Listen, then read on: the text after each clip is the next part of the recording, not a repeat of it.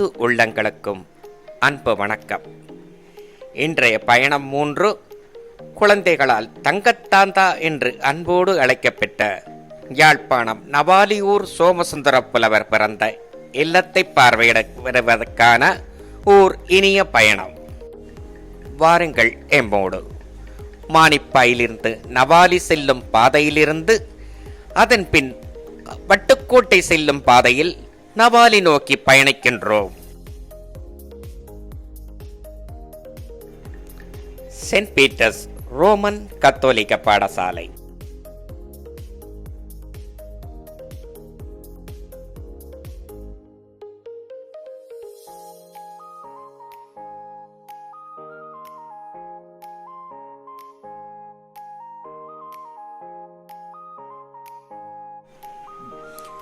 நவாலியில் சேவையாற்றிக் கொண்டிருக்கும் ஆரோக்கிய வாசக ஆயுர்வேத வைத்தியசாலை.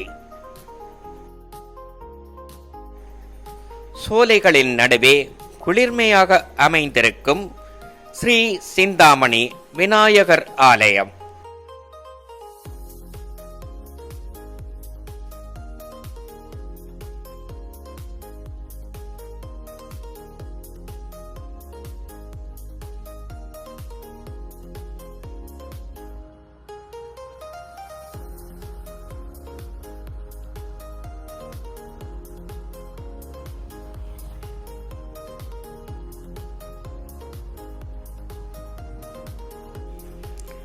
நவாலி மகா வித்தியாலயம்.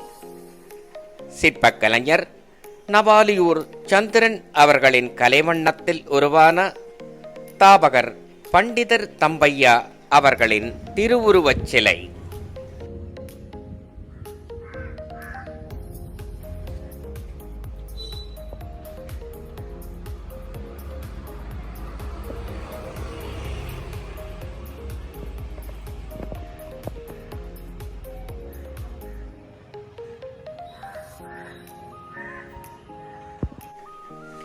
பண்டிதரின் அருகில் வீட்டிருக்கும் எங்கள் புலவர் பெருமான் தங்கத்தாத்தா.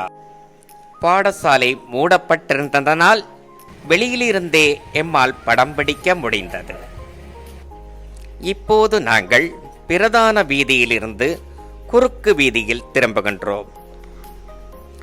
புலவரின் இல்லம் எங்கே என்று ஈருருளி உந்துருளி திருத்தகம் வைத்திருக்கும் அன்பரிடம் விசாரிக்கின்றோம். மீண்டும் கண்ணில் தென்படும் அனைவரிடமும் பாதையை பற்றி கேட்கின்றோம். நவாலியில் நாம் காண்கின்ற அன்பர்கள் யாவருமே மிகுந்த அன்புடையவர்களாக பேசுகின்றார்கள். அதில் என்ன சந்தேகம்? புலவர் பெருமகனார் பிறந்த சிறப்புமிகு ஊரல்லவா.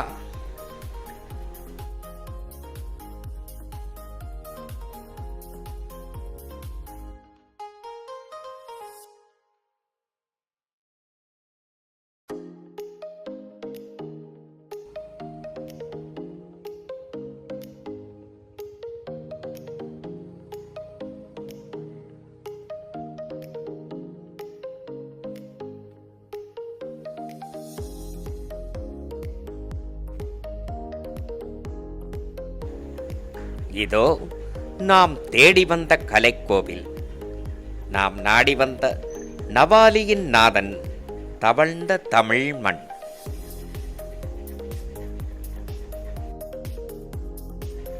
வாருங்கள், இந்த கலைக்கோவிலின் அழகை ரசியுங்கள்.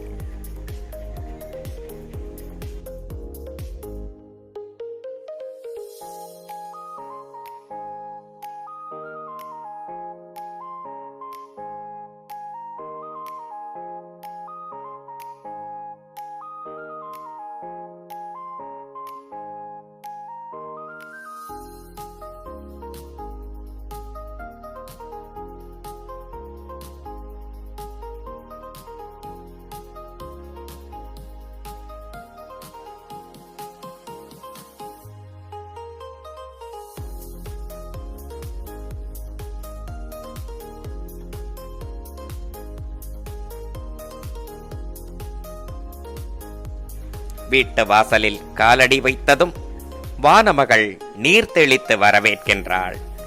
புலவர் பெருமானை மனதால் வணங்கி சிரம் தாழ்த்தி வணக்கம் கூறுகின்றேன்.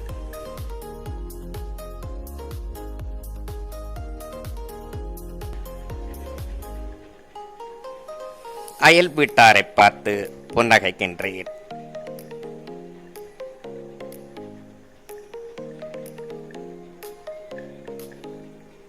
கதவை தட்டுகின்றேன்.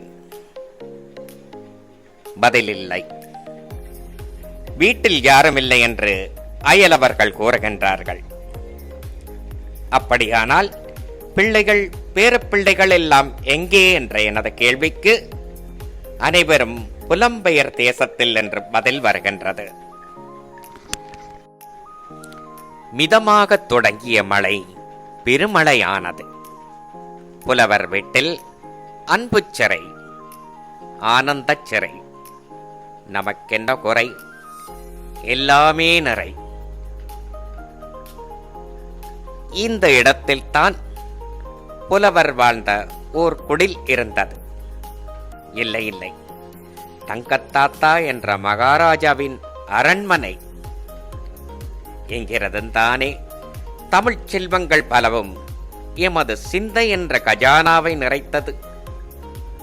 புலவர் பற்றிய முழு விவரங்களும் ஐயனின் நாட்டார் பாடல்கள் பலவும் ஏற்கனவே சில கலைஞர்களினால் யூடியூப்பில் அழகாக இணைக்கப்பட்டுள்ளன. இதை ஒவ்வொருவரும் பார்த்து பயன்பெற வேண்டும் என்பதே என் தீராத ஆவல். பாருங்கள் இந்த இடத்தை. ஒவ்வொரு மரங்களும் ஒவ்வொரு தமிழ் பாடல் பாடுகின்றது. தொட்டெழுதும் எழுதுகோலால் மையை தெளித்து தெளித்து புலவர் எழுதியிருக்க வேண்டும்.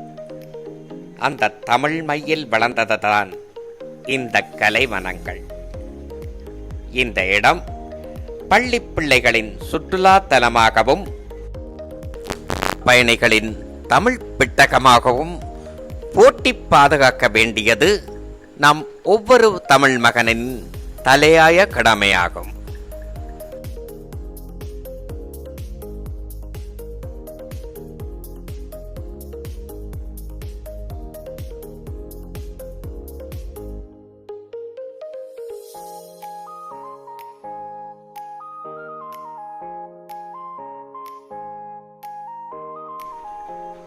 மனம் நிறைந்த மகிழ்வுடன் புலவரின் வீட்டிலிருந்து கிளம்புகின்றோம்.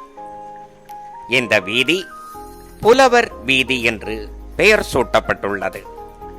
மிகுந்த மகிழ்ச்சியாக உள்ளது. இருந்து கிளம்பி சென்று நவாலி சென்ட் பீட்டர்ஸ் தேவாலயம் வருகின்றோம். பிரார்த்தனைகளின் நடுவே ஏதோ ஒன்று இதயத்தை பிசைகின்றது. ஆம், 1995ஆம் ஆண்டு ஆடி மாதம் 9ஆம் திகதி உலோகப் பறவைகள் போட்ட கந்தக குண்டுகளினால் இங்கே தஞ்சமடைந்திருந்த 136 நமது உடன்பிறப்புகள் இரத்தமும் சதையுமாகி போனார்கள். ஆண்டவனே,